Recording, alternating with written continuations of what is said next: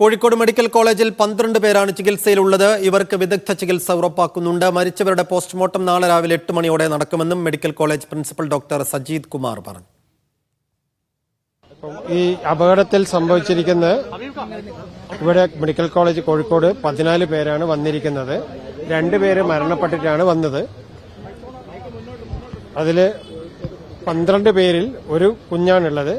അത് ആ പെൺകുട്ടീനെ IMCHലാണ് നിർത്തിയിരിക്കുന്നത്. ഇപ്പോഴത്തെ വിവരം അനുസരിച്ച് സ്റ്റേബിൾ ആണ്.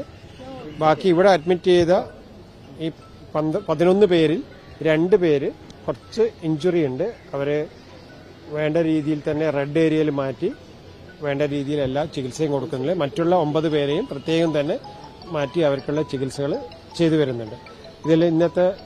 ഇതിൽ ഈ ബുദ്ധിമുട്ട് വന്നപ്പോൾ നമുക്ക് നമ്മുടെ ബഹുമാനപ്പെട്ട ആരോഗ്യമന്ത്രി വീണ ജോർജ് മാഡം നേരിട്ട് വിളിച്ച് പറഞ്ഞിരുന്നു. പിന്നെ ഞങ്ങളുടെ DME, പിന്നെ നമ്മുടെ ജമീല മാഡം, ബാക്കി എല്ലാവരും സ്ഥലത്തെത്തി.